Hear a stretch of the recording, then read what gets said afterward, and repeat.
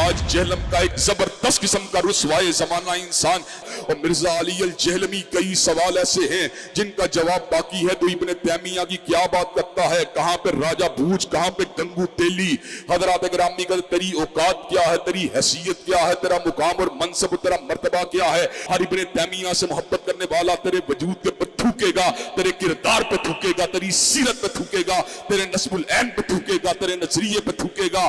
حضرات گرامی کا تیرے جھوٹا ہے یا کذاب ہے یا مکار ہے یا دجال ہے، لوگوں کو اپنے دام تصویر میں پھنسانا چاہتا ہے، لوگوں کو سیدنا امیر معاویہ کی ذات اقدس سے برگشتہ کرنا چاہتا ہے۔ حضرات گرامی کا دیکھ لیجئے، میں آپ کو لا وجہ البصیرت یہ بات کہتا ہوں، مرزا کل بھی ذلیل تھا، مرزا آج بھی ذلیل ہے، اور انشاءاللہ مرتے دم تک یہ ذلیل و رسوا ہی رہے گا۔ اور کوئی جیلمی ہو یا کوئی فیصل آبادی ہو یا کوئی جھالوی ہو، اللہ کے فضل و کرم سے ان کو للکارتے رہیں گے، ان کی آنکھوں میں آنکھیں ڈالتے رہیں گے، مرتے دم تک عظمت رسول اللہ کے اوپر اور عظمت صحابہ کے اوپر ان کو مباہلے کا چیلنج دینے کے لیے تیار ہیں۔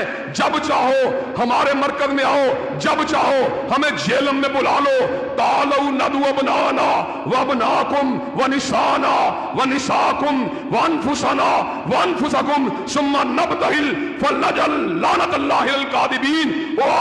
ہمیں ہم تمہیں زندگی کے آخری سانس تک مباہلے کا چیلنج دیتے ہیں۔ تو وہ اہل سنت میں سے لوگوں کو خریدتے ہیں جنہوں نے لبادہ اہل سنت کا پہنا ہوا ہوتا ہے، اور حقیقت میں وہ رافضیت کے گندے نطفے ہوتے ہیں، جس کی بہت ساری مثالیں ہمارے سامنے موجود ہیں۔ اسحاق جھال والا مردود اسی قسم کے انسانوں میں سے تھا، انجینئر مرزا مردود اسی قسم کے انسانوں میں سے ہے۔ رافضیت کے پیسوں پہ پلنے والا، ایران کے ٹکڑوں پہ پلنے والا یہ جانور صحابہ کے بارے میں اپنی زبان گندی دراز کرتا ہے، اور حقیقت میں اس کا من پلیت ہے، اس کے ماننے والے اس سے بڑے پلیت ہیں۔ خود اہل حدیث علماء جو ہے نا، سنجیدہ علماء، وہ بھی پریشان ہیں کہ ہماری عوام جا کدھر رہی ہے۔ اب وہ جو انجینئر کا فتنہ آیا ہے نا، اہل حدیث ہم سے زیادہ اس سے پریشان ہیں۔ اہل حدیث علماء ہم لوگ اتنے پریشان نہیں ہیں اس سے، وہ علماء ہم سے بھی زیادہ کیا ہیں کہ یار یہ کیا ہو رہا ہے۔ آج ہر بدبخت الو اٹھ کے جو ہے نا صحابہ کے خلاف بھونکنا شروع کر دیتا ہے، اور یہ زہر کا پیالہ پی لے گا۔ بتا دوں، حضرت معاویہ کے مسئلے میں بھی سامنے بیٹھنے کے لیے تیار نہیں ہے، یہ پی لے گا زہر کا پیالہ، یہ نہیں بیٹھے گا سامنے۔ یہ صرف بند کمرے میں بیٹھ کر لمبی لمبی پھینکنے والے لوگ ہیں یہ۔ اس کے بعد بھی کم وقت اگر تو یہ کہتا ہے نا کہ مناظر جھگڑا ہوتا ہے، اس کا مطلب تو لوگوں کو الو بنا رہا ہے بیٹھ کے۔ تو علمی کتابی نہیں ہے، تو دنیا کا سب سے بڑا فسادی ہے، جس کا کام، جس کو وقت کو بٹھایا گیا ہے صحابہ کے خلاف بھونکنے کے لیے، تیرا کام یہی ہے۔ اور ایک روایت یہ کہ حضرت علی خود نبی کی کفالت میں تھے، مسکین تھے، غریب تھے، کچھ بھی نہیں تھا، تو بیٹی دے دی تو کچھ بھی نہیں ہے ان کے پاس، تو تھوڑا سا تعاون کر دیا۔ تو آپ کا داماد اگر اتنا غریب ہے، کم بخت ڈبل بیڈ بھی نہیں خرید سکتا، منوس معذرت کے ساتھ، اور ڈنر سیٹ بھی نہیں خرید سکتا، واشنگ مشین بھی نہیں خرید سکتا، تو ایسے منوس کو بیٹی نہ دو پہلے تو۔ بولے اب تیرے پاس دہلا نہیں ہے تو پھر تو غریب لڑکی سے کر جس کے پاس یہ بھی نہ ہو۔ بسم اللہ الرحمن الرحیم۔ یہ جو حضرت علی کی گستاخی کے بارے میں میرا کلپ چلایا ہے، میں کبھی تصور بھی نہیں کر سکتا حضرت علی رضی اللہ تعالیٰ عنہ کی گستاخی کا۔ حضرت علی سے محبت ہمارے بھی ایمان کا جز ہے، شیعہ حضرات بھی کی نظر میں بھی وہ قابل احترام ہے، تو میرا خیال ہے کہ شیعہ سنی فسادات کی کوئی کوشش معلوم ہوتی ہے۔ حضرت علی رضی اللہ تعالیٰ عنہ سے محبت تو بھائی ہمارے ایمان کا جز ہے، اور میرے بہت سارے بیانات ہیں حضرت علی کی فضیلت پر۔ حضرت علی رضی اللہ تعالیٰ عنہ کی توہین کا میں سوچ بھی نہیں سکتا۔ میں سمجھتا ہوں جو آدمی حضرت علی کی توہین کرے وہ اسی وقت مرتد ہے، اسلام سے خارج ہے وہ۔ انہوں نے بیچارے مفتی طارق مسعود کے اوپر الزام لگا دیا کہ اس نے جناب علی، سیدنا علی کی توہین کی ہے۔ معاذ اللہ، کوئی عقل کا دامن ہاتھ میں لو۔ اس بیچارے کی ویڈیو کو ٹویسٹ کر کے ایک جعلی قسم کی، وہ عام معاشرے کے دمادوں کے حوالے سے گفتگو کر رہا ہے، اس کو کہا معاذ اللہ، یہ الزام لگانے والے بھی توہین کے مرتکب ہیں کہ یہ جی سیدنا علی کے بارے میں کہہ رہا ہے، معاذ اللہ۔ اچھا، وہی اکاؤنٹس، وہی ٹویٹر ہینڈلز، وہی سارے کے سارے اکاؤنٹس جو اس وقت ہمارے خلاف پراپوگنڈا کر رہے تھے، آج مفتی طارق مسعود کے خلاف بھی پراپوگنڈا کر رہے ہیں۔ اور وہ مرزا مفرور بیگ، مرزا جیلمی، مرزا ثانی، وہ اپنی وہ جو سبکی اور ہزیمت جو جہلم میں طارق مسعود صاحب نے اس کے ساتھ کیا تھا، اس ہفگی اور شرمندگی کو بٹانے کے لیے اس کے سارے شاگرد بھی، اس کے سارے جانشین بھی مفتی طارق مسعود کے خلاف کمپین کریں۔ اس کمپین کو روکنا چاہیے، اس طرح کے جھوٹے الزامات کو روکنا چاہیے۔ آج یہ 30 جنوری 2022 کا جو 28 نمبر سیشن ہے، اس کے سٹارٹ ہی میں ایک کرنٹ افیئر کے طور پہ میں نے چیز ڈسکس تو نہیں کرنی تھی، لیکن وہ حالات و واقعات ایسے بن گئے کہ مجھے مجبوراً، چونکہ وہ ایک ٹاپ ٹرینڈ تھا پچھلے ویک میں، اور آپ کو تو پتہ ہے کہ چاہے دنیا ادھر کی ادھر ہو جائے، ہمارا موقف سنڈے والے دن ہی آنا ہوتا ہے، ظاہر ہے۔ تو ابھی یہ اکیڈمی پہنچنے سے پہلے میرا کوئی ارادہ نہیں تھا کہ میں اس ٹاپک کو ڈسکس کرتا، بلکہ رات کو بھی جب ہماری میٹنگ ہوئی تو کچھ لوگوں کا ارادہ تھا کہ اس کو ڈسکس کریں، میری بھی رائے تھی کہ نہیں کریں، ضرورت نہیں ہے ہمیں کرنے کی۔ لیکن پھر مجھے یہ ہوا کہ چونکہ یہ کرنٹ افیئر کے طور پہ تو لیا جا سکتا ہے نا اسے، اس حوالے سے کہ ہماری اب ہر ویڈیو کے نیچے لوگ آگے کامنٹس کر رہے ہیں کہ جی اس پہ بولیں، جی اس پہ بولیں، تو وہ خام خواہ اس کو ایک اس کی آپ سمجھ لیں ایک تشہیر کرنے والی بات تھی، اس لیے میں اسے اوائڈ کرنا چاہتا ہوں۔ لیکن چونکہ اب معاملہ میرے خیال میں تو سیٹل ہو چکا ہے، مفتی طارق مسعود صاحب حفظہ اللہ تعالیٰ کے حوالے سے انہوں نے جو مس ہینڈلنگ کی تھی، اس کے بعد جب ان کا وضاحتی بیان آ گیا تو میرا خیال ہے کہ اس معاملے کو اب گھسیٹنے کی ضرورت نہیں ہے۔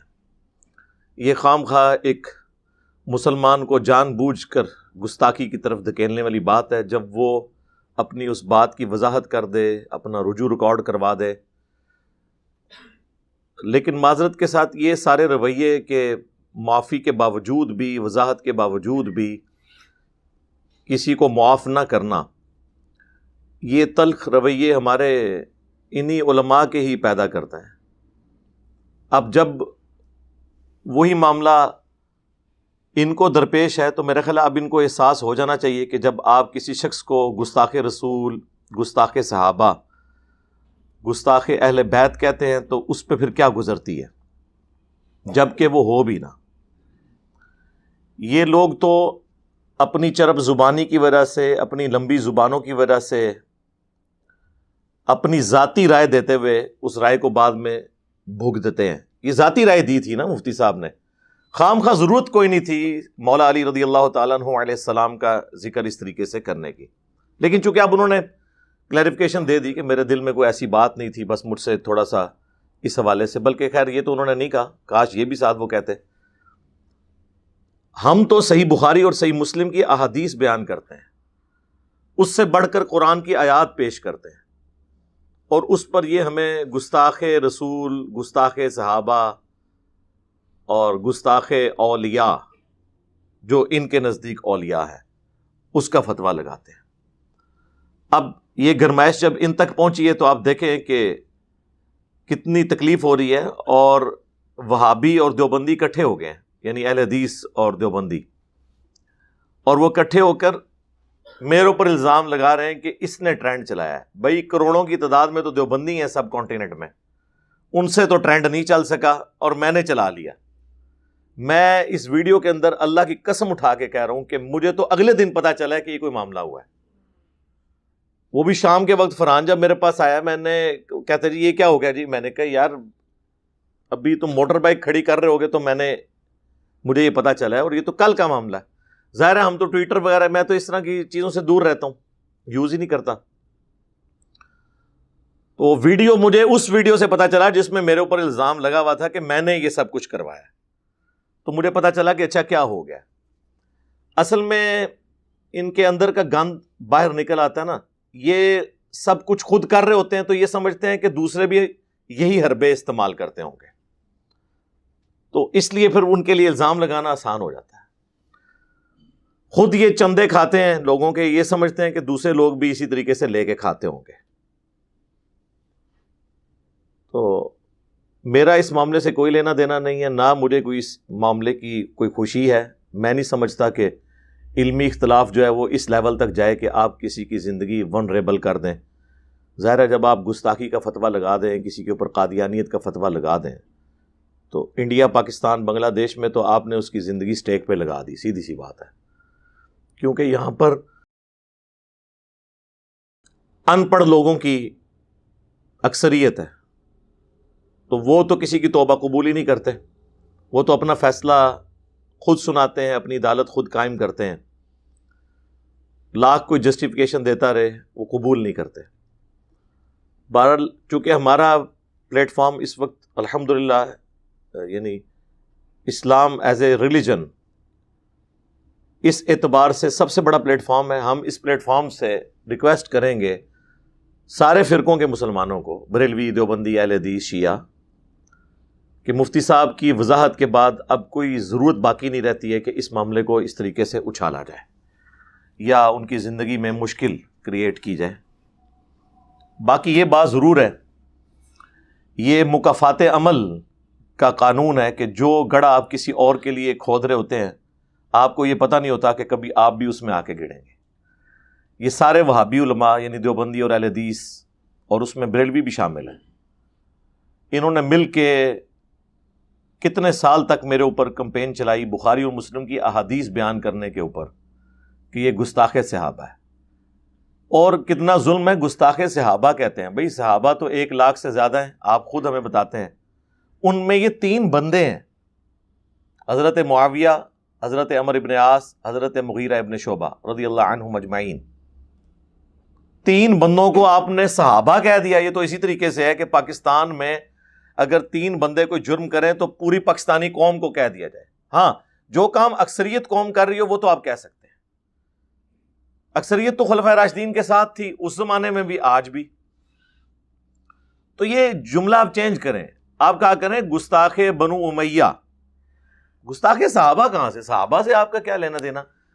صحابہ کے آپ لوگ قاتلین، صحابہ کے آپ لوگ گستاخ، آپ کے بزرگان دین ان لوگوں کی وکالت کرتے رہے کہ جنہوں نے اہل بیت کی توہین کی، اہل بیت کا قتل کیا. یہ کسی نبی کے ماننے والوں نے اس کے نبی کی اولاد کے ساتھ وہ کچھ نہیں کیا جو ہمارے نبی صلی اللہ علیہ وآلہ وسلم کے امتیوں نے اہل البیت کے ساتھ کیا. تو یہ کیوں کہتے ہیں آپ کہ جی گستاخ صحابہ؟ آپ کہا کریں گستاخ بنو امیہ. 3 بندوں کا نام آپ نے صحابہ رکھ دیا ہوا ہے اور باقی لوگوں کی رائے کو نہیں آپ دیکھ رہے. تو پھر یہ اس میں مفتی صاحب فرما رہے ہیں کہ جی میں تو اہل بیت سے محبت رکھتا ہوں. اہل بیت سے محبت صرف یہ نہیں ہے کہ ان کا نام احترام کے ساتھ لیا جائے. اہل بیت کے ساتھ محبت یہ ہے کہ اہل بیت کے دشمن، اہل بیت کے قاتلین، اہل بیت کی توہین کرنے والے لوگ، ان کی وکالت بھی مفتی صاحب آپ چھوڑ دیں، تب ہم مانیں گے کہ آپ اہل بیت کے ماننے والے ہیں. اور اس میں تو انہوں نے یہاں تک کہا کہ جی میرے نزدیک جو سیدنا علی رضی اللہ تعالیٰ عنہ علیہ السلام کی توہین کرے وہ مرتد ہے. تو سرکار پھر بتائیں آپ کو یہ مرتد کون ہے؟ ان مرتدین کا امام کون ہے اس امت کے اندر؟ ان گستاخان اہل بیت کا باپ کون ہے اس امت کے اندر؟ ان کے بارے میں تو آپ لوگ نہ صرف خاموش بلکہ الٹا ان کی وکالت کرتے ہیں. تو پھر یہ ہم آپ کو کیسے مان لیں کہ آپ محبین اہل بیت ہیں، جبکہ اللہ کے محبوب صلی اللہ علیہ وآلہ وسلم نے اسپیسیفکلی امت کو اپنی وفات سے 2 مہینہ پہلے نصیحت کی تھی اپنے اہل البیت کے بارے میں. غدیر خم کی حدیث جو سنی اور شیعہ کے ہاں کامن ہے، صحیح مسلم میں اوپر تلے 4 احادیث ہیں. انٹرنیشنل نمبرنگ کے مطابق 6225 سے لے کر 6228 تک کہ حجۃ الوداع سے واپسی پر 18 ذوالحجہ 10 ہجری میں اللہ کے محبوب صلی اللہ علیہ وآلہ وسلم نے اپنی وفات سے 2 مہینے پہلے خم نامی گاؤں میں پانی کے لیے پڑاؤ کیا. اونٹ کے پالان کا منبر رکھا گیا. آپ صلی اللہ علیہ وآلہ وسلم نے مدینہ شریف واپس پہنچنے کا بھی انتظار نہیں کیا اور راستے میں وہ خطبہ دیا. اور آپ کے الفاظ ہی کنکلوڈنگ ہے، اے لوگو آگاہ ہو جاؤ، میں بھی ایک انسان ہوں، قریب ہے کہ اللہ کا قاصد یعنی موت کا فرشتہ میرے پاس آئے اور میں اس کی دعوت قبول کر لوں. میں اپنے بعد تم میں 2 بھاری چیزیں چھوڑ کر جا رہا ہوں. ان میں سے پہلی چیز اللہ کی کتاب ہے، اس میں ہدایت ہے، اس میں نور ہے. یہ اللہ کی رسی ہے، جو اسے پکڑے گا ہدایت پر ہوگا، جو چھوڑ دے گا گمراہ ہو جائے گا. اور زید ابن ارقم کہتے ہیں کہ اللہ کے محبوب صلی اللہ علیہ وآلہ وسلم ہمیں ترغیب دلاتے رہے، اللہ کی کتاب، اللہ کی کتاب، اللہ کی کتاب. اور پھر فرمایا کہ دوسری بھاری چیز میرے اہل البیت ہیں، میں اپنے اہل البیت کے معاملے میں تمہیں اللہ کا خوف دلاتا ہوں، میں اپنے اہل البیت کے معاملے میں تمہیں اللہ کا خوف دلاتا ہوں، میں اپنے اہل البیت کے معاملے میں تمہیں اللہ کا خوف دلاتا ہوں. 3 دفعہ آپ صلی اللہ علیہ وآلہ وسلم نے یہ بات ارشاد فرمائی. لیکن امت نے بالکل اس کے الٹ کیا، نہ قرآن کو پکڑا اور نہ اہل البیت کو زندہ چھوڑا، بالکل الٹ چلے. نبی علیہ السلام کی اس نصیحت اور وصیت کا پاس نہیں رکھا. اور چونکہ آپ کو بتا دیا گیا تھا نا کہ یہی کچھ ہوگا، تو آپ نے بتا دیا کہ بھی جو بچنے والے ہیں وہ بچ جائیں، اور جو تلے ہوئے ہیں اپنی آخرت برباد کرنے پہ وہ بھی قیامت کے دن یہ گلہ نہ کریں کہ ہمیں پتہ نہیں تھا. اور یہ حدیث پھر آگے بھی چلتی ہے جامع ترمذی میں، مسند احمد کے اندر، سنن نسائی الکبریٰ کے اندر، کہ اللہ کے محبوب صلی اللہ علیہ وآلہ وسلم نے اسی موقع پر سیدنا علی کا ہاتھ یوں پکڑا اور صحابہ میں یوں بلند کر کے کہا، من کنت مولاہ فہذا علی مولاہ، جس کا مولا میں اس کا مولا علی. اور آپ نے وہ قرآن کی آیت تلاوت کی 6 نمبر سورۃ الاحزاب کی، النبی اولا بالمؤمنین من انفسہم وازواجہ امہاتہم، یہ نبی مومنین کی جانوں پر ان سے بڑھ کر حق رکھتے ہیں، اور نبی کی بیویاں امت کی مائیں ہیں. پھر آپ نے کہا کہ کیا تم میرا یہ حق ولایت اپنے اوپر تسلیم کرتے ہو کہ میں سب سے بڑھ کر تم پہ حق رکھنے والا ہوں، یعنی میں تمہارا آقا ہوں، تمہارا دلی محبوب ہوں. دونوں معنی درست ہیں. اس پہ آپ نے فرمایا کہ من کنت مولاہ فہذا علی مولاہ، جو مجھے اپنا جگری یار، اپنا آقا و مولا مانتا ہے، پھر وہ مولا علی کو بھی اپنا آقا اور مولا مانے. پھر آپ نے فرمایا اے اللہ اس سے محبت رکھ جو علی سے محبت رکھے، اس سے دشمنی رکھ جو علی سے دشمنی رکھے. سرکار اس سے بھی بڑھ کے صحیح مسلم کی وہ حدیث 240، علی سے محبت نہیں رکھے گا مگر مؤمن، علی سے بغض نہیں رکھے گا مگر منافق. اچھا، یہ جب ہم حدیثیں بیان کرتے ہیں تو ان کو اس زمانے کے لوگ نظر آتے ہیں، اور وہ بھی خوارج. میرے بھائی، خوارج سے پہلے بھی بغض علی رکھنے والے لوگ تھے، جن کی جائز شیطانی اولاد ہیں یہ خوارج جو آج تک نکل رہے ہیں. ان کا تو آپ ذکر نہیں کرتے، الٹا ان لوگوں کی آپ وکالت کرتے ہیں، تو پھر ان چیزوں کی نحوست تو آپ کے اوپر پڑے گی نا. اب اس سے بڑھ کر نبی علیہ السلام کیا فرما سکتے تھے کہ علی سے محبت نہیں رکھے گا مگر مؤمن، علی سے بغض نہیں رکھے گا مگر منافق. اسی پہ میں بولتا ہوں نا کہ محبت علی از دا لٹمس ٹیسٹ آف ایمان. علی کی محبت ایمان کا لٹمس ٹیسٹ ہے. صلو علی محمد وآل محمد، اللہم صلی علی محمد وعلی آل محمد. میرے بھائیوں، یہ بہت سینسٹیو ایشو ہے. اب مفتی صاحب تو کہہ رہے ہیں کہ جی ہم تو حضرت علی سے دشمنی رکھنے والوں کو مرتد سمجھتے ہیں، تو ذرا اس کی پوری ایک لسٹ بھی ہمیں پرووائڈ کریں نا، وہ کون لوگ ہیں بتائیں نا. آپ کے تو مفتی صاحبان ان لوگوں کی وکالت میں کتابیں لکھ رہے ہیں. مفتی اعظم پلانٹ ارتھ دیوبند، دیوبند کا، بریلویوں کا نہیں، حنفیہ دیوبندیہ، مفتی تقی عثمانی صاحب نے بنو امیہ کی وکالت کے اوپر ایک کتاب لکھی ہے. اپنے زوم میں انہوں نے مولانا مودودی رحمہ اللہ کا رد کرنے کی کوشش کی، خلافت و ملوکیت کا. حضرت امیر معاویہ رضی اللہ تعالیٰ عنہ کے ٹائٹل سے انہوں نے بک لکھی. اس میں انہوں نے کہا کہ یہ تو ٹھیک ہے کہ بنو امیہ جو ہے وہ مطلب تنقیس کرتی تھی حضرت علی کے حق میں، لیکن گالی والا تو کوئی ایسا معاملہ نہیں ہے. اور وہ کہتے ہیں زیادہ سے زیادہ ہمیں کچھ ملا تو صحیح بخاری کی ایک حدیث ملی بنو مروان کے حوالے سے، جس میں تھا کہ وہ سب کرنے کا کہا انہوں نے سہل ابن سعد السعدی کو. تو سب تو تنقید بھی ہوتی ہے، ضروری نہیں اس کا معنی گالی کیا جائے، ٹھیک ہے ہم مانتے ہیں۔ تو سرکار جب آپ اپنے ممبروں پر سب کا ترجمہ گالی کر رہے ہوتے ہیں، وہ بھی آدھی حدیث بیان کر کے بخاری اور مسلم کی، میرے صحابہ کو گالی مت دو، وہاں بھی کہا کرو نا تنقید نہ کرو، وہاں تو گالی ترجمہ کرتے ہو سب کا، اور وہ بھی آدھی حدیث۔ پوری حدیث تو آپ کے گاٹے فٹ ہو جائے گی، پوری حدیث تو صحیح مسلم میں ہے وہ، کہ عبد الرحمن بن عوف رضی اللہ تعالیٰ عنہ کو حضرت خالد ابن ولید نے گالی دے دی غصے میں آ کے۔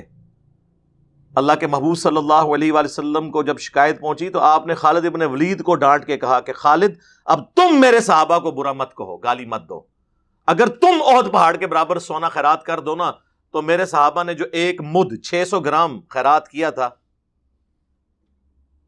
اس کو نہیں پہنچ سکتا، اس کے آدھے کو نہیں پہنچ سکتا اتنی جو گندم ہے۔ احد پہاڑ 4.5 میل پہ آلموسٹ 7 کلومیٹر پہ پھیلا ہوا ہے، چٹیل پتھروں کا پہاڑ، وہ سونے کا بنج ہے۔ ہم نے تو اس کی کیلکولیشن کی ہے، کوئی کمپیوٹر اس کی کیلکولیشن نہیں کر سکتا سونے کے ریٹ کے اوپر۔ اسی پہ میں نے بولا تھا نا کہ خربوں معاویہ ہو جائے نا ایک عمار ابن یاسر کے برابر نہیں ہے، کیونکہ وہ سابقون الاولون میں سے ہیں۔ اور اسی حدیث کے تحت کہ بھئی تم 600 گرام گندم کی قیمت اور احد پہاڑ جتنے سونے کی قیمت، سرکار اتنے سونے میں ہی خربوں معاویہ پورے ہو جائیں گے، یہ تو آپ کیلکولیٹ ہی نہیں کر سکتے۔ اور علی کی تو بات ہی نہ کریں، علی کو تو ہم نے ڈسکس ہی نہیں کرنا، آپ شیعان علی کو صرف ڈسکس کر لیں، آپ تو ان کی یعنی جوتیوں میں بیٹھ جائیں تو آپ کے لیے یہ بھی بڑی سعادت کی بات ہے، مولانا علی کا نام ہی نہ لے۔ تو یہ حدیثیں آدھی وہاں بھی ترجمہ کرتے نا سر، سب کا ترجمہ صحیح مسلم میں مفتی تقی عثمانی صاحب ہوا ہوا ہے، کاش آپ نے مسلم شریف پڑھی ہوتی۔ ہم گمان رکھتے ہیں کہ آپ نے نہیں پڑھی ہوئی ہوگی، کیونکہ اگر ہم نے یہ گمان رکھا کہ آپ نے پڑھی ہوئی ہے پھر تو ہمیں آپ کو منافق ڈکلیئر کرنا پڑے گا کہ آپ نے 2 نمبری کی ہے، تو ہم تو کسی مسلمان پہ منافقت کا الزام تو نہیں لگا سکتے۔ یقیناً آپ جاہل تھے صحیح مسلم سے۔ غدیر خم سے اگلی حدیث، اور یہ ڈھونڈنی نہیں پڑتی، یہ حضرت علی کے فضائل والے چیپٹر میں ہے، اور غدیر خم سے اگلی حدیث ہے۔ غدیر خم کے 4 طرق ہے نا، 6225 سے 6228، یہ ہے 6229 کہ سہل ابن سعد السعدی کو ممبر پر بلایا گیا مروان کی اولاد میں سے گورنر نے، یعنی بنو امیہ نے، اور کہا کہ آپ آ کر سیدنا علی کے اوپر لعنت کریں۔ انہوں نے کہا میں کبھی بھی یہ کام نہیں کروں گا۔ تو انہوں نے کہا تم یہ کہہ دو لعن اللہ ابا تراب، ابو تراب مٹی والے پر اللہ کی لعنت، نعوذ باللہ۔ یہ کہتے ہیں جی سب کا ترجمہ گالی نہیں ہے سر، ہم رجوع کرتے ہیں گالی نہیں ہے، اس سے بڑی چیز ہے لعنت بھیجتے تھے آپ لوگ، آپ کے آباء و اجداد۔ مسلم شریف میں واضح الفاظ ہے لعن اللہ ابا تراب، مٹی والے پر لعنت۔ تو سہل ابن سعد السعدی ہنس پڑے، انہوں نے کہا تم تو حضرت علی کی تنقیص کر رہے ہو نا مٹی والا کہہ کے، اور مولا علی سب سے زیادہ اسی نام سے خوش ہوتے تھے۔ پھر تھوڑے وہ ٹھنڈے، انہوں نے کہا یہ نام پھر پڑا کیسے تھا، ہمیں تو یہ اسی طرح سکھایا گیا۔ انہوں نے کہا کہ ایک دفعہ سیدہ فاطمہ اور سیدنا علی کی آپس میں چپکلش ہوئی میاں بیوی ہونے کے ناطے، اور مولا علی ناراض ہو کے مسجد میں چلے گئے، وہاں جا کے مٹی میں لیٹ گئے۔ نبی علیہ السلام جب آئے پوچھا کہ تیرے چچا کا لڑکا کدھر ہے؟ ان کا یا رسول اللہ وہ تو ناراض ہو کے باہر چلے گئے۔ اچھے خاوند یہی ہوتے ہیں کہ ناراض ہو کے بیویوں کو نہیں نکالتے، خود نکل جاتے ہیں۔ تو یہ میں اس کی تشریح کر رہا ہوں، یہ نہ ہو کل کو کوئی کہے جی علی بھائی یہ تو بیچ میں لکھا نہیں ہوا۔ سرکار یہ تو پھر آپ کو ایک کوئی پڑھا لکھا بندے ہی اس طرح کی باتیں بتائے گا نا، مولویوں کا دماغ تو نہیں ادھر جائے گا۔ اچھا، وہ پھر نبی علیہ السلام نے ایک صحابی کو دوڑایا کہ دیکھو علی کدھر ہے، تو بتایا گیا کہ وہاں پہ لیٹے ہوئے ہیں۔ اب نبی علیہ السلام خود بھی بلا سکتے تھے، مولا علی قدموں میں حاضر ہو جاتے، لیکن حضور نے پروٹوکول دیا، خود چل کے گئے، سیدنا علی کو اٹھایا، مٹی جھاڑی اور فرمایا اٹھ ابو تراب، اے مٹی میں لپٹنے والے اٹھ۔ تو ان کو اتنی پسند آئی کہ انہوں نے ابو الحسن کو نیت تھی وہ چینج کر کے ابو تراب کہلوانے پر ان کو خوشی محسوس ہوتی تھی۔ یہ سیم ابو تراب والی حدیث جو ہے وہ سنن نسائی الکبریٰ کے اندر موجود ہے، المستدرک للحاکم کے اندر موجود ہے۔ کہ سیدنا علی اور عمار ابن یاسر زمین پہ لیٹے ہوئے تھے، تو کسی سفر کے دوران نبی علیہ السلام تشریف لائے، آپ نے پھر دونوں کو اٹھایا، جسموں سے مٹی جھاڑی اور کہا ابو تراب اٹھ، اور پھر کہا میں تم دونوں کو انسانی ہسٹری کے دو بڑے بدبخت نہ بتا دوں. ایک وہ جو قوم سمود میں وہ شخص تھا جس نے صالح علیہ السلام کی اونٹنی کو قتل کیا تھا. اگلی امتوں میں وہ سب سے بڑا بدبخت تھا، اور میری امت میں سب سے بڑا بدبخت وہ ہوگا جو اے علی تیرے سر کے خون سے تیری داڑھی کو رنگ دے گا. یعنی قوم سمود پہ عذاب آیا اونٹنی قتل کرنے پر، اس امت پہ عذاب آیا کہ خلافت راشدہ چھین گئی کہ مولا علی کا ان لوگوں نے ساتھ نہیں دیا اور مولا علی کو شہید کیا گیا. یعنی نبی علیہ السلام نے کیا کمپیریزن کروایا، یہ اللہ کی اونٹنی، ہائے ہائے، یعنی اللہ کی طرف سے معجزانہ پرسنالٹی. تو یہ لوگ تو ان کی وکالت کر رہے ہوتے ہیں. ویسے انہوں نے مسجدوں میں ساروں نے لکھا ہوا ہے، دیوبند تو خیر بڑھ چڑھ کے کرتے ہیں خلافت راشدہ حق چار یار. تو یہ حق چار یار کے بعد جو پانچواں ہے اس کو پھر کیوں کہتے ہو سیاست معاویہ زندہ باد؟ یا خلافت راشدہ حق چار یار ہوگی اور حق چار یار میں کسی یار سے لڑنے والا وہ زندہ باد کیسے ہو گیا؟ کہتے نہیں وہ خلفائے راشدین کے بعد سیاست معاویہ زندہ باد ہے. اچھا ٹھیک ہے جی، مان لیا. بتائیں جب حضرت علی خلیفہ راشد تھے اس وقت سیاست معاویہ کیا تھی؟ پھر مرد آباد. ظاہر ہے ایک ٹکٹ میں دو مزے تو نہیں ہو سکتے، یا خلیفہ راشد کو بچائیں گے آپ یا اس کے خلاف کھڑے ہونے والے باغی کو بچائیں گے آپ. اور وہ باغی وہ جسے بخاری مسلم میں باغی کہا گیا، یہ کیسے ہو سکتا ہے کہ آپ دونوں کو بیک وقت لے کے چلیں؟ تو وہ حدیث لکھ کے لگائی ہوتی ہے جناب، علیکم بسنتی و سنت الخلفاء الراشدین المہدیین.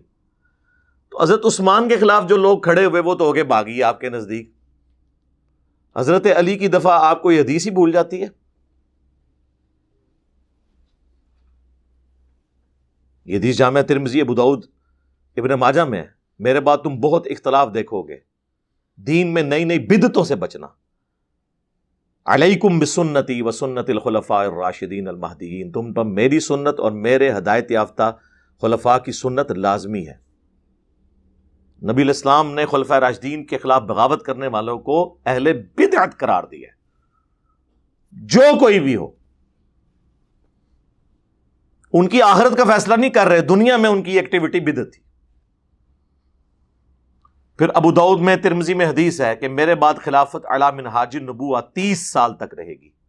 حضرت سفینہ اپنے شاگرد کو کہتے ہیں بیٹا گن، ابو بکر کے 2 سال، عمر کے 10 سال، عثمان کے 12 سال اور علی کے 6 سال. اور علی کے 6 سال میں 5.5 سال مولا علی کے ہیں اور 6 مہینے جو ہیں وہ سیدنا حسن ابن علی کے ہیں.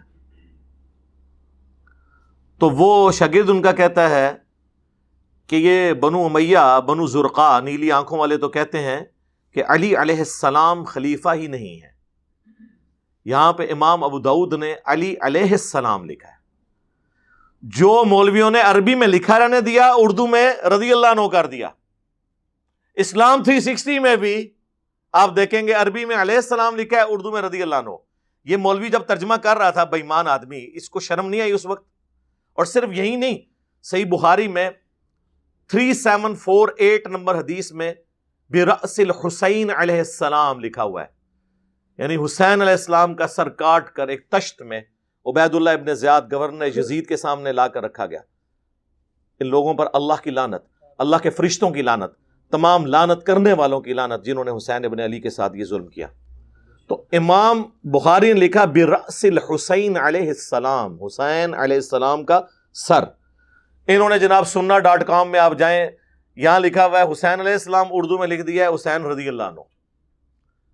اور میرے پاس جب وہ زائد چیپا بھائی آئے، اپنی ان کی ایپ ان کو ہی نہیں پتا تھا، مجھے کہتے ہیں جی بھائی آپ جو باتیں کر رہے ہیں اس سے تو مجھے لگتا ہے مجھے شیعہ ہو جانا چاہیے. میں نے کہا میرے بھائی آپ نہ سنی ہو نہ شیعہ ہو، آپ مسلم ہو جاؤ، کھولو اپنی ایپ، یہ دیکھو لکھا ہوا ہے کہ نہیں.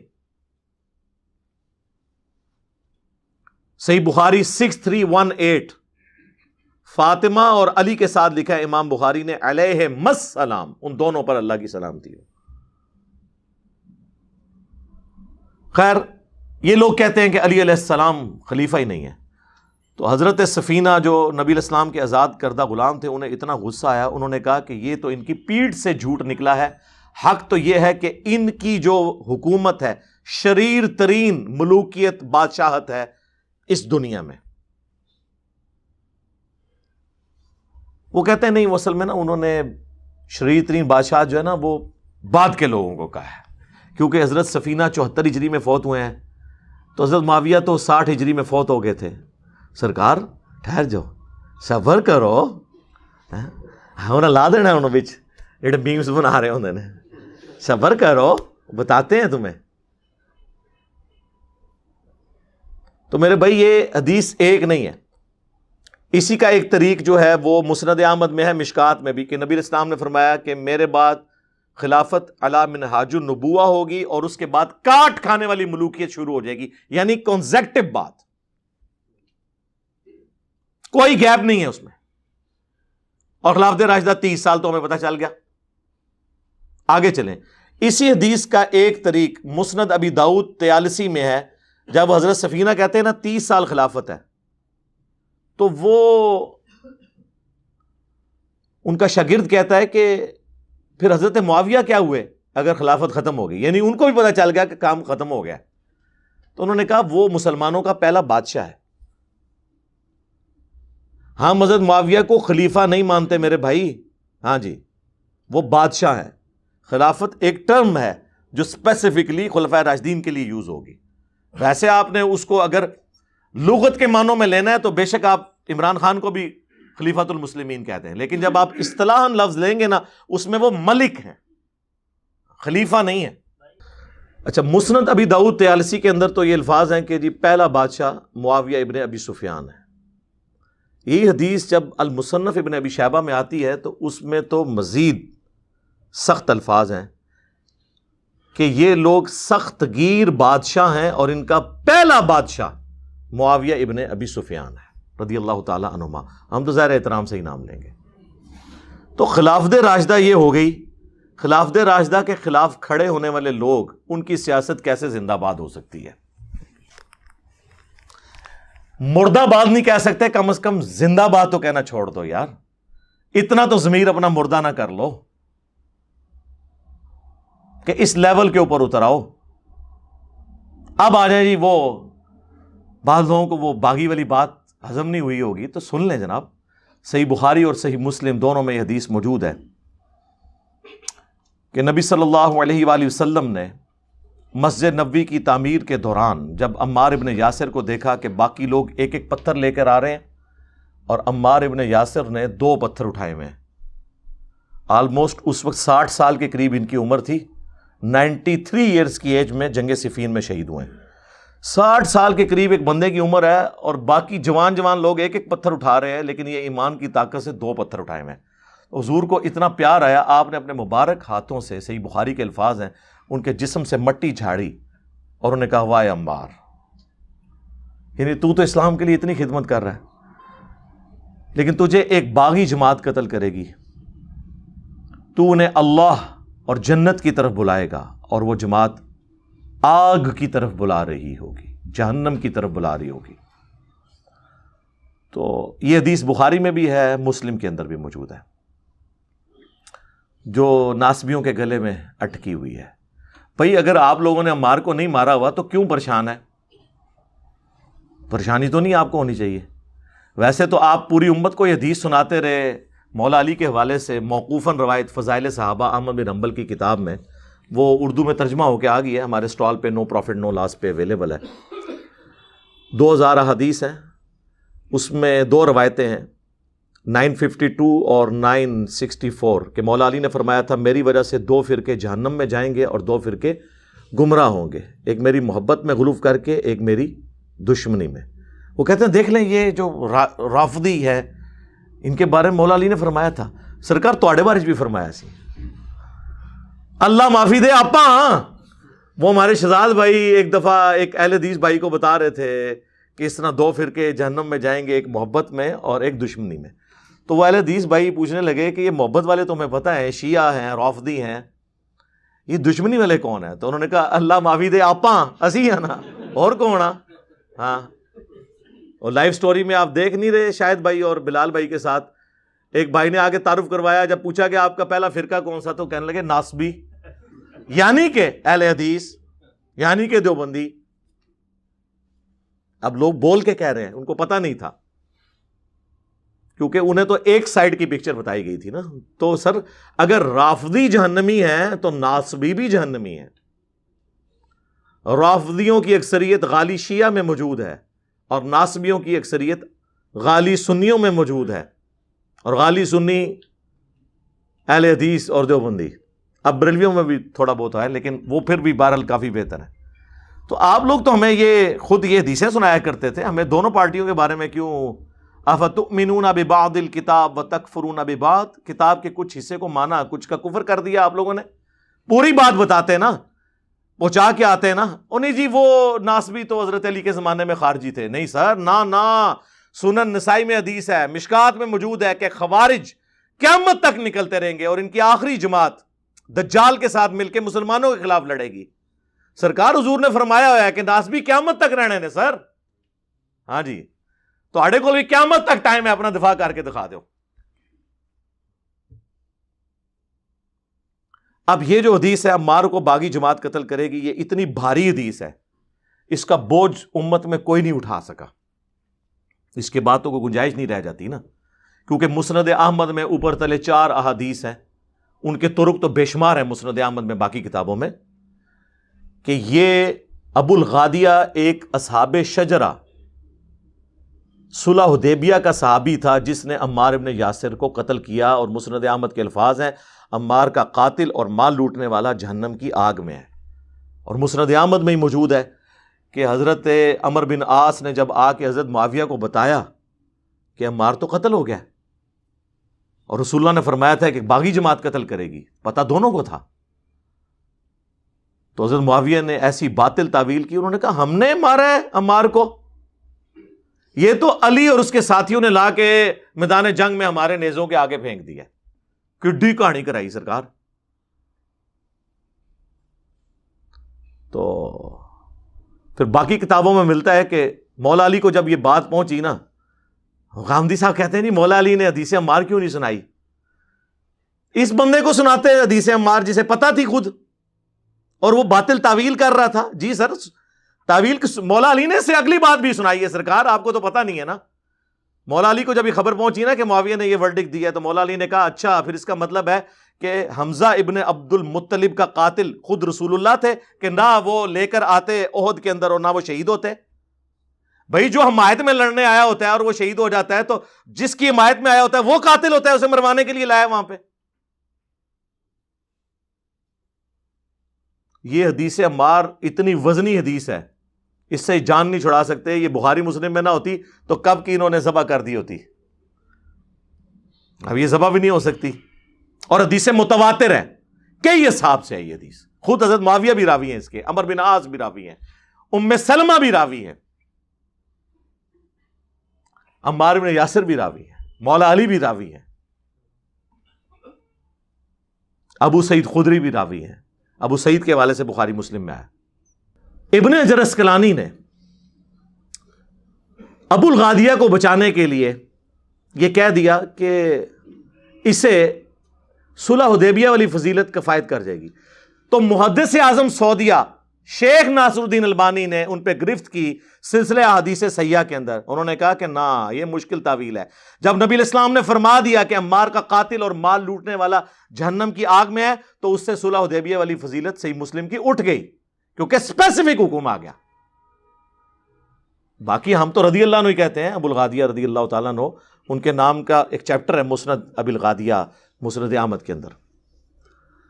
میں اس پہ گھنٹوں بول سکتا ہوں. آپ کو پتہ ہے کہ میں نے تو الحمدللہ اہل بیت کا دفاع کیا ہے، کیونکہ ہم غدیر خم پہ کھڑے ہیں. قرآن کی توحید بھی چھپ چھپ کے بیان کی سو کالڈ موحدین نے. پرانے بابوں کو رحمت اللہ علیہ بھی کہتے رہے، جس کی وجہ سے کوئی چینج نہیں آئی. ہم نے بتایا کہ پرانوں نے کام ڈالا ہے. ہم سے پہلے کسی نے جرت نہیں کی تھی. توحید گج وج کے بیان ہوئی ہے نا قرآن کی, ایاک نعبد و ایاک نستعین, تو اس پلیٹ فارم سے, کیونکہ یہ غدیر خم پہ ہے پلیٹ فارم, اور اہل البیت کا دفاع بھی ادھر سے ہی ہوا ہے. یہ مسلم کی جو حدیثیں تھی 4, قرآن اور اہل بیت, یہ ان کو پہلے نہیں پتا تھا لکھی ہوئی ہیں. ان کو کیا پتا, انہوں نے تو تعریف کی ہے. اہل حدیث کی 3 کتابوں میں انہوں نے غدیر خم کی حدیث آدھی لکھی. قرآن کی فضیلت لکھ دی, شروع میں لکھا 2 چیزیں چھوڑ کے جا رہا ہوں, قرآن کی فضیلت لکھ دی, اگلا حصہ کاٹ دیا. جب ہم نے کہا کہ یہ کیوں حرکت کی ہے تم لوگوں نے, وہ کہنے لگے جی وہ ٹاپک جو ہے نا فضائل قرآن تھا, اس لیے ہم نے قرآن والا حصہ رہنے دیا. بھئی اوپر 2 لائنیں ایڈ کرنے سے کوئی فرق پڑ جانا تھا, تو وہ چھوڑ دیا. میں نے کہا نہ, بنو امیہ کی چالیں جہاں ختم ہوتی ہیں وہاں سے اللہ کے فضل سے ہماری عقل سٹارٹ ہوتی ہے.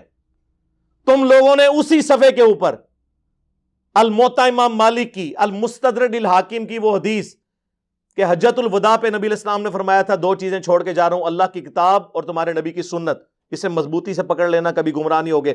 وہ تو تم نے پوری لکھی ہوئی ہے. ادھر بھی تمہیں چاہیے تھا نا کہ 2 چیزیں چھوڑ کے جا رہا ہوں, اللہ کی کتاب اور دوسری چیز چھوڑ دیتے. وہ حدیث لکھی پوری اور یہ لکھی آدھی. اس کے پیچھے میں بتاتا ہوں ان کی چلاکی کیا تھی, تاکہ اگر کوئی یہ پڑھے نا تو وہ یہ سمجھے کہ دوسری چیز بھی وہی ہوگی جو اوپر لکھی ہوئی ہے. سمجھ آئیے آپ کو؟ جناب آپ کو پتہ نہیں ان کا کتنا شیطانی دماغ ہے, اور انہیں ہمارے رحمانی دماغ کا نہیں پتا. ہم نے تو پکڑ لیا, اور یہ بات پھر اس طرح صحیح ثابت ہوئی کہ وہ جو تیسری کتاب تھی نا, اس کتاب میں اس رائٹر نے اہل حدیث کے 2 چیزیں چھوڑ کر جا رہا ہوں, قرآن اور بریکٹ میں خود لکھ دیا سنت, اور اہل بیت والا پورشن کاٹ دیا, اہل بیت کی جگہ سنت لکھ دیا, اور نیچے تخریج کیا ہوئی ہے, صحیح مسلم چیپٹر فضائل صحابہ باب فضائل علی. واہ واہ, چیپٹر فضائل علی ہے اور اس حدیث میں علی کا ذکر ہی کوئی نہیں. قرآن اور سنت, وہ اس لیے چیپٹر ہے فضائل علی والا امام نووی نے باندھا کہ وہ قرآن اور اہل بیت ہے. تو اس کا مطلب ہے وہ ڈنڈی مارنے والے نے جو یہ ڈنڈی نہیں ڈنڈا مارا ہے, خود اپنے اوپر مارا ہے. جی ہمیں تو نہیں لگا, یہ تو خود اپنے اوپر ڈنڈا مارا ہے, اسے یہ پتا تھا جو بےایمانی کی ہے. اور یہ بیٹھ کے وہابی جو ہے نا وہ کہہ رہے ہیں کہ جی وہ یہ رافضی نواز یہ ٹرینڈ چلا رہا ہے, فلاں چل رہا ہے. اور تمہارے ابے تو قرآن و حدیث کی تعریف کرنے والے ہیں, جاؤ اپنے گھر کی خبر لو, آؤ رجوع کرو اس کے اوپر. جھوٹو لیبل اہل حدیث کا لگایا اور حدیثوں میں تعریف کی. تو ان لوگوں نے حدیثیں مار ہضم کرنی تھی. میں حوالے تو بے شمار دے سکتا ہوں, چونکہ حنفیوں کا ذکر ہوا ہے نا, حنفیوں کو ان کے گھر کی خبر دیتا ہوں. علامہ بدر الدین عینی رحمہ اللہ تعالی المتوفا 855 ہجری, اہل سنت کے بڑے اماموں میں سے ہیں, حنفیوں کے بڑے امام ہیں. امام حنیفہ کے بعد چند ایک شخصیات جن پہ پوری دنیا کے حنفی متفق ہیں علمی طور پہ, ان میں سے ایک بدر الدین عینی ہیں, اور میں ان کی پرسنلی بڑی عزت کرتا ہوں. یہ اہل بیت سے محبت کرنے والے تھے. ایک ہی زمانے میں 2 ہوئے ہیں, ابن حجر اسقلانی, انہوں نے لکھی بخاری کی شرح فتح الباری, یہ 852 ہجری میں فوت ہوئے, اور دوسرے ہیں بدر الدین عینی, انہوں نے لکھی عمدۃ القاری, یہ 855 ہجری میں فوت ہوئے. اس میں انہوں نے حدیث عمار کے کانٹیکسٹ میں لکھا کہ کسی امام کو نقل کیا کہ وہ کہتا ہے کہ جی حضرت معاویہ کو 1 اجر ملے گا, حضرت علی کو 2 اجر. انہوں نے کہا کہ میں یہ کہتا ہوں کہ حضرت معاویہ کو کیسے اجر تم سنا رہے ہو, جبکہ ان کے پاس یہ حدیث پہنچ چکی تھی کہ عمار کو ایک باغی جماعت قتل کرے گی, عمار انہیں اللہ اور جنت کی طرف بلائے گا, وہ جماعت جہنم کی طرف لے جانے والی ہوگی. اس حدیث کے ہوتے ہوئے حضرت معاویہ کو تم کس طرح کہہ رہے ہو کہ اجر ملے گا, جب انہیں یہ حدیث پتہ تھی تو انہیں رجوع کرنا چاہیے تھا.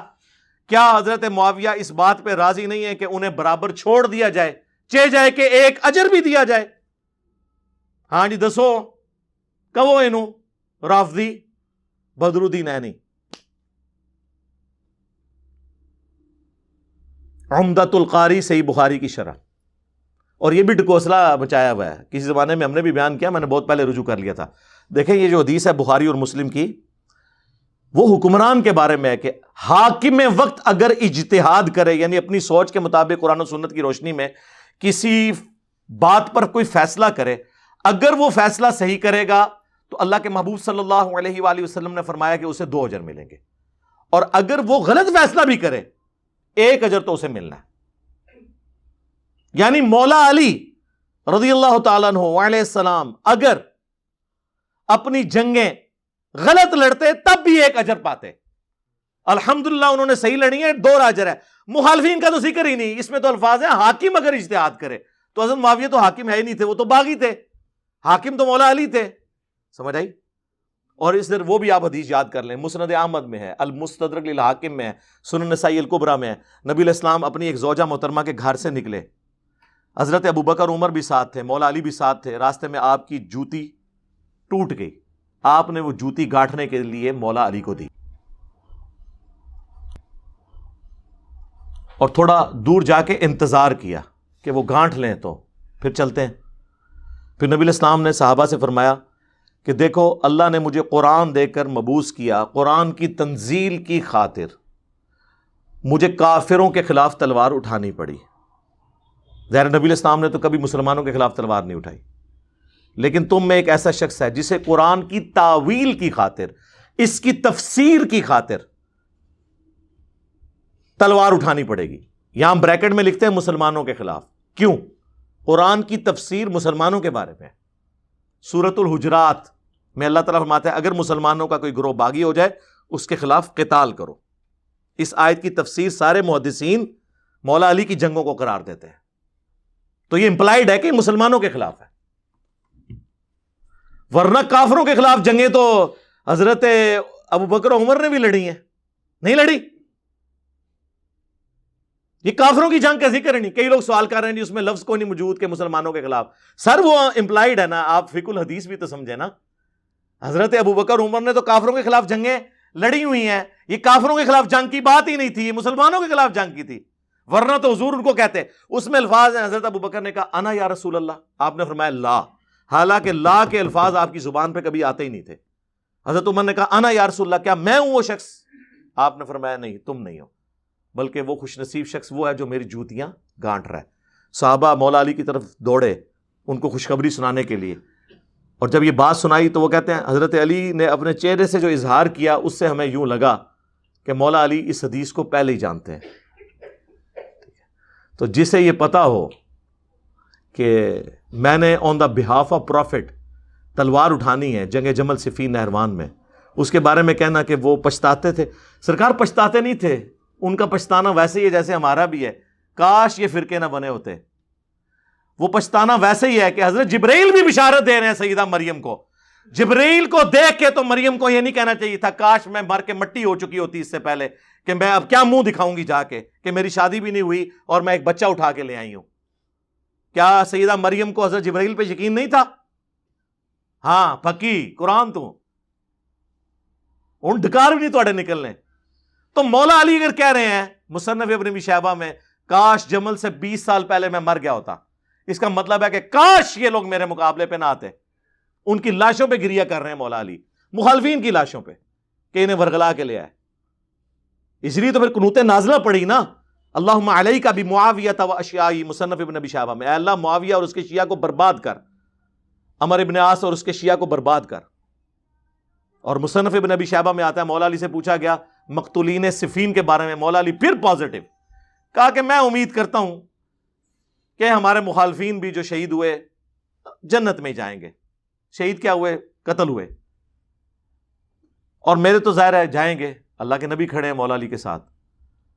پھر قیامت کے دن مقدمہ میرے اور معاویہ کے درمیان اللہ کی بارگاہ میں طے پائے گا۔ ان کو معاف نہیں کیا مولا علی نے۔ وہ ڈاکٹر سراج صاحب ہمارے استاد بھی بھول پان میں کہتے تھے سورۃ الحجر کی جو آیت ہے کہ وہ آمنے سامنے بیٹھے ہوں گے تختوں پر، تکیے پر ٹیک لگائے ہوئے مومنین، اللہ تعالیٰ ان کے دلوں سے غل نکال دے گا. وہ کہتے ہیں، مولا علی کہتے تھے یہ میرے اور معاویہ کے بارے میں. وَنَزَعْنَا مَا فِي صُدُورِهِم مِّن غِلٍّ، بلکہ ان آیات پر حضرت علی کا یہ قول بھی ہے رضی اللہ تعالیٰ عنہ کہ سورہ ہجر کی آیت کے ضمن میں خاص طور پر آتا ہے شان نزول میں. انہوں نے فرمایا کہ یہ میرے اور معاویہ کے کا ذکر ہے جو یہاں ہو رہا ہے. ظاہر بات ہے جنگیں ہوئی ہیں حضرت علی رضی اللہ عنہ اور حضرت معاویہ رضی اللہ عنہ، تو کتنی کچھ ہو گئی ہوگی شکایت ایک دوسرے سے. تو یہ آیتیں ہمارے لیے ہیں کہ اللہ تعالیٰ ہمیں دونوں کو جنت میں داخل کرے گا تو ہمارے دلوں سے یہ کدورتیں جو ہے وہ نکال دے گا. نہ سرکار وہ مولا علی نے جو فرمایا تھا وہ فرمایا تھا یہ میرے، طلحہ، زبیر اور عثمان بن عفان کے بارے میں رضی اللہ عنہم اجمعین. معاویہ کو تو معاف نہیں کیا. وہ المستدل الحاکم میں اور مصنف ابن ابی شیبہ میں وہ روایتیں بھی موجود ہیں، ہم نے اپنے ریسرچ پیپر کربلا والے میں ڈالی ہوئی ہیں. تو میرے بھائی یہ معاملہ اتنا سادہ نہیں ہے. دوسرا حوالہ بدر الدین عینی کا تو دیا. ملا علی قاری المتوفا 1014 ہجری، مشکات کی شرح لکھی مرقہ، پوری دنیا کے اندر ایک اتھینٹک شرح مانی جاتی ہے مشکات المصابی کی. انہوں نے بھی حدیث عمار کے اوپر ڈسکشن کی، اور انہوں نے تو جو سخت الفاظ استعمال کیے ہیں، یہ کیمرے کا لینز پھٹ جائے. اس کے بعد تو وہ رافضی بھی نہیں، غالی رافضی ڈکلیئر ہو جائیں. ایک ہوتا ہے غالی شیعہ، ایک ہوتا ہے غالی رافضی. لیکن ان کو پتہ نہیں ہے ملا علی قاری پہ پوری حنفیت کھڑی ہوئی ہے. دیوبند بریلوی دونوں مانتے ہیں، ان کے پاس کوئی اس پائے کا بندہ ہی نہیں ہے جس کو وہ پیش کر سکے. تو ملا علی قاری حدیث عمار کے کانٹیکسٹ میں لکھتے ہیں کہ حدیث عمار کے بعد تو حضرت معاویہ رضی اللہ تعالیٰ عنہ کو چاہیے تھا اپنی بغاوت سے رجوع کر لیتے. نمبر 1. نمبر 2، خلافت منفیہ کی طلب ترک کر دیتے، یعنی جو دل میں تھی خلافت کی طلب. یہ کہتے ہیں جی وہ خلیفہ مانتے تھے. ملا علی قاری نے دسایا کہ وہ آپ خلیفہ بننا چاہتے سن. تیسرا انہوں نے کہا کہ بظاہر انہوں نے خون عثمان کو ڈھال بنایا ہوا تھا، لیکن باطن کے اندر بغاوت تھی خلافت حاصل کرنے کی. کتنے سخت الفاظ ہیں. چوتھی بات تو اس سے بھی تگڑی ہے. انہوں نے کہا افسوس حضرت معاویہ کے اس عمل نے قرآن اور سنت دونوں کو پیٹھ کے پیچھے ڈال دیا. مہجورہ کے لفظ استعمال کیے ہیں، مہجور کر دیا. یہ کون لکھ رہا ہے؟ ملا علی قاری رحمہ اللہ. اہل حدیث بھی کہتے ہیں رحمہ اللہ، کیونکہ انفیوں کے خلاف کافی باتیں ان سے بھی وہ لے آتے ہیں نا. اور سامو نا اپنے رحمہ اللہ نو تو آڈے سارے مدہ ذلو دامت برکاتم عالیہ، آیت اللہ، حافظہ اللہ، رحمہ اللہ اور چاندک رضی اللہ بھی. جی ہاں جب ہم یہ کہتے ہیں کہ جب لوگ پوچھیں گے، کیا پوچھیں گے کہ کس رضی اللہ عنہ نے کس رضی اللہ عنہ کے کہنے پر عمار رضی اللہ عنہ کو شہید کیا. تو یہ اہل بیت کے دشمنوں کا دفاع کرنا، یہ پھر اہل بیت کی محبت کا سرٹیفکیٹ آپ کو نہیں ملے گا. کیونکہ اسلام 2 چیزوں کی بات کرتا ہے، امر بالمعروف و نہی عن المنکر. اسی طریقے سے صرف اہل بیت سے محبت نہیں، اہل بیت کے دشمنوں کو کنڈیم کرنا اور ان کا جھوٹا دفاع چھوڑنا بھی ضروری ہے. ورنہ ہم آپ کی اہل البیت سے محبت نہیں مانیں گے. یہ آندہ بھی آپ کی زبانیں اسی طریقے سے لڑکھڑاتی رہیں گی اہل البیت کے معاملے میں. یہ گستاخیاں آپ کرتے رہیں گے. انہی وہابیوں کے مولویوں نے کہہ دیا تھا نا شیعہ پہ غصہ نکالتے ہوئے کہ تو کہتا ہے کہ علی نہ خدا ہے نہ خدا سے جدا ہے، تو 10 پھر علی کیڑی بلا ہے. جی آپ نے سنا نہیں ذاکروں کی مجلس کو؟ توبہ توبہ توبہ، علی نو خدا اکھنے ہاں، نہ خدا تو جدا اکھنے ہاں. نہ علی خدا ہے نہ خدا سے جدا ہے، پھر کیا بلا ہے؟ نہ علی خدا ہے نہ خدا سے جدا ہے، پھر کیا بلا ہے؟ نہ علی خدا ہے نہ خدا سے جدا ہے، پھر کیا بلا ہے؟ او سوئے رومال والے نے جنہوں ایسا دفن کیتا ہے کہ دوبارہ زندہ ہی نہیں ہویا زندہ کئی سالہ تو میرے خلاف کہتا ہے کہ جی یہ جناب ایران کے ٹکڑوں پہ پلنے والا جانور. ٹھیک ہے نا جی. اور کیسی کیسی گندی باتیں وہ وہ لینگویج یوز بھی نہیں میں کر سکتا. تو وہ اہل سنت میں سے لوگوں کو خریدتے ہیں جنہوں نے لبادہ اہل سنت کا پہناوا ہوتا ہے اور حقیقت میں وہ رافضیت کے گندے نطفے ہوتے ہیں، جس کی بہت ساری مثالیں ہمارے سامنے موجود ہیں۔ اسحاق جھال والا مردود اسی قسم کے انسانوں میں سے تھا، انجینئر مرزا مردود اسی قسم کے انسانوں میں سے ہے۔ رافضیت کے پیسوں پہ پلنے والا، ایران کے ٹکڑوں پہ پلنے والا یہ جانور صحابہ کے بارے میں اپنی زبان گندی دراز کرتا ہے، اور حقیقت میں اس کا من پلیت ہے، اس کے ماننے والے اس سے بڑے پلیت ہیں۔ اور یہ اس مفتی نے بھی کہا تھا نا کہ اسے تو بٹھایا گیا ہے صحابہ کے خلاف بھونکنے کے لیے۔ آج ہر بدبخت الو اٹھ کے جو ہے نا صحابہ کے خلاف بھونکنا شروع کر دیتا ہے، اور یہ زہر کا پیالہ پی لے گا، بتا دوں حضرت معاویہ کے مسئلے میں بھی سامنے بیٹھنے کے لیے تیار نہیں ہے۔ یہ پی لے گا زہر کا پیالہ، یہ نہیں بیٹھے گا سامنے۔ یہ صرف بند کمرے میں بیٹھ کر لمبی لمبی پھینکنے والے لوگ ہیں یہ۔ اس کے بعد بھی کمبخت اگر تو یہ کہتا ہے نا کہ مناظر جھگڑا ہوتا ہے، اس کا مطلب تو لوگوں کو الو بنا رہا ہے بیٹھ کے۔ تو علمی کتابی نہیں ہے، تو دنیا کا سب سے بڑا فسادی ہے، جس کا کام، جس کمبخت کو بٹھایا گیا ہے صحابہ کے خلاف بھونکنے کے لیے، تیرا کام یہی ہے۔ صحابہ کے خلاف بھونکنے کے لیے نہیں، صحابہ کے خلاف بھونکنے والے ان کا رد کرنے کے لیے۔ ہم نہیں بھونکتے ان پہ، ہم بخاری مسلم سے ان کا رد کرتے ہیں۔ ہم بھونک رہے ہیں، بھونکتے تو آپ لوگ ہیں جو اپنی ذاتی رائے استعمال کرتے ہیں۔ ہم تو صحابہ پر بھونکنے والوں کا علمی رد کرتے ہیں۔ تو کہاں سے کہاں بات شروع ہوئی، اب وہ میں ایک چلیں اب حصول برکت کے لیے آخر میں ایک حدیث سناتا ہوں، پھر اس ٹاپک کو کنکلوڈ کرتے ہیں۔ ورنہ یقین کریں اہل بیت کا دفاع تو پھر دو چیزیں تو ہمارا فیوریٹ ٹاپک ہے، ایک توحید اور دوسرا اہل بیت کا دفاع۔ کیوں نہ ہو، ہم غدیر خم پہ کھڑے ہیں، تم لوگ کھڑے ہو انڈیا کے دو شہروں دیوبند اور بریلی کے اندر، کوئی جا کے ملکہ وکٹوریہ سے سرٹیفکیٹ لے رہا ہے، ٹھیک ہے نا جی۔ تو صحیح مسلم میں ایک حدیث ہے 6220،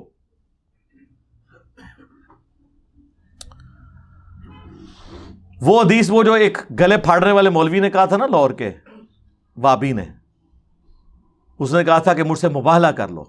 اور کوئی جیلمی ہو یا کوئی فیصل آبادی ہو یا کوئی جھالوی ہو، اللہ کے فضل و کرم سے ان کو للکارتے رہیں گے، ان کی آنکھوں میں آنکھیں ڈالتے رہیں گے، مرتے دم تک عظمت رسول اللہ کے اوپر اور عظمت صحابہ کے اوپر ان کو مباہلے کا چیلنج دینے کے لیے تیار ہیں۔ جب چاہو ہمارے مرکز میں آؤ، جب چاہو ہمیں جیلم میں بلا لو، تعالوا ندعو ابناءنا وابناکم ونساءنا ونساءکم وانفسنا وانفسکم ثم نبتہل فلنجعل لعنت اللہ الکاذبین۔ ہمیں ہم تمہیں زندگی کے آخری سانس تک مباہلے کا چیلنج دیتے ہیں۔ تو میں نے اسے چیلنج کیا تھا کہ مباہلے والی حدیث صحیح مسلم کی تو قیامت تک اپنے ممبر سے بیان ہی نہیں کر سکتا، تو مجھے موبائل لے کے چیلنج کرتا ہے نا، حدیث ممبر پہ سنا دے ساری حدیث، آج تک نہیں سنا سکا، چلو اس کے بعد سنا لے، پوری حدیث سنانی ہے۔ ہاں صحیح مسلم 6220، حضرت معاویہ رضی اللہ تعالیٰ عنہ نے سعد ابن ابی وقاص کو حکم دیا، امر معاویہ، اس میں الفاظ ہیں حکم دیا، تو حضرت سعد ابن ابی وقاص نے انکار کیا اور انہوں نے کہا میں ہرگز علی پر کبھی سب نہیں کروں گا۔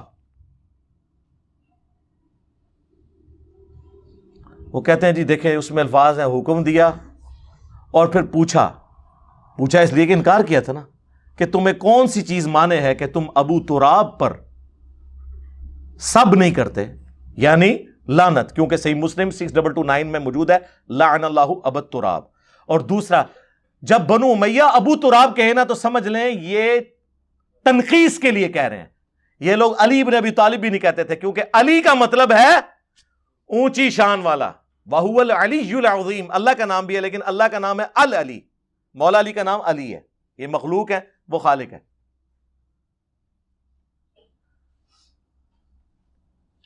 علی کا معنی کیا ہے؟ اونچی شان والا، اور معاویہ کا معنی کیا ہے وہ ہم نے نہیں بتانا، وہ اپنے علماء سے پوچھ کے چلیں۔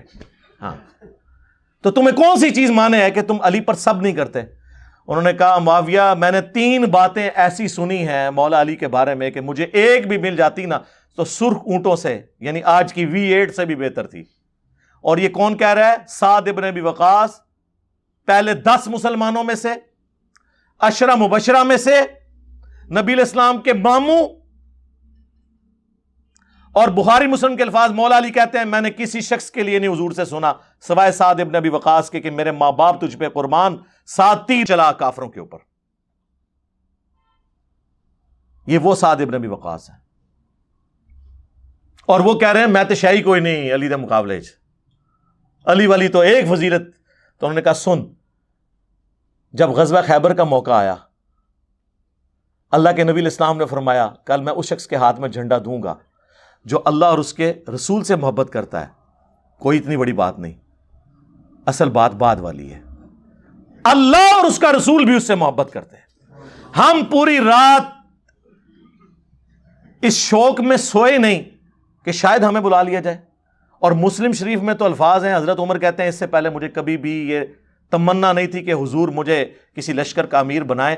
اس موقع پہ میں بھی گردن اوپر کر کے دیکھ رہا تھا کہ حضور مجھے بلا لیں، لیکن حضور نے کہا کہ علی کی طرح بلاؤ. آشوب چشم تھا، لگایا لعاب مبارک، شفا ہوئی اور پھر اللہ نے فتح دی. معاویہ سن دوسری فضیلت، غزوہ تبوک کے موقع پر نبی علیہ السلام جب 30,000 کا لشکر لے کے جا رہے تھے، پیچھے مدینے میں مولا علی کو چھوڑا. یہ پہلا اور آخری موقع تھا کہ رسول اللہ کے ساتھ کسی جنگ میں وہ نہیں جا رہے تھے. تو حضرت علی نے رونا شروع کر دیا. تو نبی صلی اللہ علیہ وآلہ وسلم نے فرمایا اے علی، کیا تم اس بات پہ راضی نہیں ہو کہ تمہاری میرے ساتھ وہی نسبت ہے جو ہارون کی موسیٰ کے ساتھ، مگر میرے بعد کوئی نبی نہیں. سرکار اگر مولا علی نبی نہیں تو غلام احمد قادیانی دجال کیسے نبی ہو سکتا ہے؟ حضور نے کہا نہیں، یہ نسبت ہے وہی جو ایک پیغمبر کی دوسرے پیغمبر کے ساتھ تھی، لیکن تو پیغمبری والا فرق جو ہے نا یہ اس کو نکال دے، باقی تیری وہی نسبت ہے. یہ بہت بڑی فضیلت ہے سرکار. کیوں کہ حضرت موسیٰ کے ساتھ حضرت ہارون پیغمبر کے طور پر اٹیچ تھے، کوئی دوسرا اس مقابلے پہ نہیں تھا. نبی علیہ السلام نے وہ نسبت کہ کوہ طور پہ جاتے ہوئے وہ چھوڑ کے گئے تھے حضرت ہارون کو، اور میں تمہیں تبوک پہ جاتے وقت چھوڑ کے جا رہا ہوں، یہ دل جوئی کے لیے. اور معاویہ سن تیسری فضیلت، جب نجران کے عیسائیوں کا وفد آیا اور نبی علیہ السلام کو سورہ آل عمران کی آیت نمبر 61 میں حکم ہوا کہ آپ جو ہے وہ مباہلہ کریں ایز اے لاسٹ ریزارٹ ان کے ساتھ، تو نبی علیہ السلام مولا علی کو، سیدہ فاطمہ، سیدنا حسن و حسین رضی اللہ عنہم اجمعین وعلیہم السلام اجمعین کو لے کر آئے، ہائے ہائے ہائے، اور کہا اللہم ہؤلاء اہل بیتی، اے اللہ یہ میرے اہل بیت ہیں. سرکار دیوبندی بریلوی اہل حدیث ہوتے تو کہتے کہ یا رسول اللہ قرآن میں تو حکم آیا ہے کہ اپنی جانوں کو لے آؤ، اپنی عورتوں کو لے آؤ، اپنے بچوں کو، تو یا رسول اللہ اپنی ایک بیوی ساتھ لے آئے، عائشہ کو لے آئے، حفصہ کو لے آئے. گھر میں تو پہلے نمبر پہ عورت بیوی ہوتی ہے، اور قرآن کہہ رہا ہے اپنی عورتوں کو لے آؤ مبالغے کے لیے، تو آپ فاطمہ کو کیوں لے کے آئے ہیں؟ ہاں ہن بول تو ایران کے ٹکڑوں پہ پلنے والا جانور منو. 10 سے تھے، عورتیں تو تھیں، 9 بیویاں تو زندہ تھیں، کسی کو نہیں ساتھ لائے تو فاطمہ کو سلام اللہ علیہا، اور بچوں کو سیدنا حسن و حسین. اور مولا علی تو علی مجھ سے ہے میں علی سے ہوں، وہ تو نبی کا نفس تھے نا، بخاری کی حدیث ہے علی مجھ سے ہے میں علی سے ہوں. تو یہ حدیث سنائی حضرت سعد ابن ابی وقاص نے حضرت معاویہ کو کہ یہ 3 فضیلتوں کی وجہ سے میں کبھی علی پر سب و شتم نہیں کروں گا. ٹھیک ہے، یہ حدیث سنن نسائی الکبریٰ میں بھی موجود ہے، اس کا چیپٹر خصائص علی چھپ چکا ہوا ہے. اس میں آگے الفاظ ہیں، سعد ابن ابی وقاص کا بیٹا کہتا ہے کہ پھر معاویہ جتنا دن وہاں قیام پذیر رہے، حضرت علی کے بارے میں کوئی نیگیٹو جملہ اپنی زبان سے نہیں نکالا، کیونکہ میرے باپ نے جو ڈانٹ ایسی پلائی تھی نا. تو اس سے یہ بات پتہ چلی کہ امام نووی نے جو یہ کہانی کرانے کی کوشش کی ہے نا صحیح مسلم کی شرح میں، کہ وہ تو اصل میں پوچھنا چاہ رہے تھے کہ حضرت لوگ تو گالیاں دیتے ہیں مولا علی کو، آپ کیوں نہیں گالیاں دیتے؟ آپ مجھے کوئی علی کی ایسی فضیلت سنائیں تاکہ میں لوگوں کو قائل کروں. واہ واہ، اے کہانی کرائی نے. لیکن وہ دوسری حدیث نے اس کی حفاظت کر دی، اور اس کا کچھ حصہ سنن ابن ماجہ میں بھی موجود ہے، جس میں الفاظ ہیں سعد ابن ابی وقاص غضبناک ہو کر بولے کہ تو اس شخص کے بارے میں نیگیٹو بات کر رہا ہے مجھ سے جس کے بارے میں یہ 3 باتیں ہیں، اور ان میں تو چوتھی بات بھی انہوں نے ذکر کی، من کنت مولاہ فہذا علی مولاہ، رسول اللہ تو یہ بھی فرمایا تھا جس کا مولا میں اس کا مولا علی. یہ جو صحیح مسلم کی حدیث ہے نا 6220، اس میں جن لوگوں نے یہ حرکت کی نا، جیسا میں نے بتایا امام نووی نے اور یہ وہ وہابیوں کے جو امام ہے نا جی ابن تیمیہ المتوفا 728 ہجری، انہوں نے شیعہ کے خلاف ایک کتاب لکھی ہے منہاج السنہ. اس میں انہوں نے یہ حدیث نقل کر کے فلنگ دی بلینکس خود کر دیا. ہمارا معاویہ بالسب ساتھ لکھ دیا کہ معاویہ نے سب کرنے کو کہا، حالانکہ مسلم شریف میں الفاظ نہیں تھے لیکن قرائن سے ہی مطلب تھا. تو ابن تیمیہ رحمہ اللہ نے ہمارا مسئلہ حل کر دیا منہاج السنہ میں. کتاب شیعہ کے خلاف ہے لیکن اس بات کو انہیں ماننا پڑا کہ یہ کام ہوتا تھا. اور اس سے بھی بڑھ کر سیرت الرسول کتاب یہ کل تک مفت بانٹتے تھے محمد بن عبد الوہاب صاحب کے بیٹے عبداللہ کی. انہوں نے حضرت علی والے چیپٹر میں کہتا ہوں چھوڑے کچھ نہیں ان کا. انہوں نے لکھا کہ حضرت معاویہ نے نہ صرف حضرت علی کے خلاف بغاوت کی بلکہ شہادت عثمان کا الزام بھی ان پہ لگایا. اللہ نے حضرت علی کو بری کر دیا. پہلی بات. دوسری بات انہوں نے لکھی وہی والی مسند احمد کی حدیث، جب عمرو بن عاص نے آ کے کہا کہ معاویہ عمار قتل ہو گیا اور حضور نے تو یہ فرمایا تھا کہ اسے باغی جماعت قتل کرے گی، تو اس پہ حضرت معاویہ نے کہا تم بھی اونٹ کی طرح اپنے پیشاب میں پھسلتے ہو، یعنی اپنی خود کمزوری بتا رہے ہو. ہم نے اسے قتل کیا ہے، یہ تو علی اور اس کے ساتھیوں نے لا کے ہمارے نیزوں کے آگے پھینک دیا. نہ علی یہ کام کرتے نہ یہ شہید ہوتا. تو محمد بن وابسہ کے بیٹے نے سال لکھا ہے کہ جب یہ خبر حضرت علی تک پہنچی تو انہوں نے کہا کہ اچھا پھر اس کا مطلب ہے کہ حمزہ ابن عبد المطلب کے قاتل رسول اللہ تھے کہ نہ لے کے جاتے عہد میں نہ شہید ہوتے. یہ پھکی دی مولا علی نے اور یہ پھکی انہوں نے نقل کی ہے.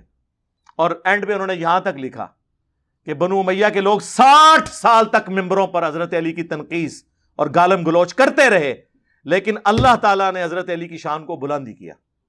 یہ وہابیوں کا امام لکھ رہا ہے. اس لیے ہم نے یہ کتاب یہاں رکھی ہوئی ہے اور ہماری ویب سائٹ پہ اس کا PDF بھی رکھا ہوا ہے، آپ ڈاؤن لوڈ کر کے حضرت علی والا چیپٹر پڑھ سکتے ہیں. خیر یہ ٹاپک گھنٹوں بولا جا سکتا ہے، میں اس کو یہیں پہ کنکلوڈ کرتا ہوں. لیکن اینڈ پہ میں آپ کو اپنا ایک ریسرچ پیپر جو ہر وقت میرے ٹیبل پہ ہوتا ہے یہ والا، ہاں جی، جس نے ناسبیوں کی نیندیں حرام کی ہوئی ہیں اور رافضیوں کی نیندیں بھی، واقعہ کربلا کا حقیقی پس منظر 72 صحیح الاسناد احادیث کی روشنی میں.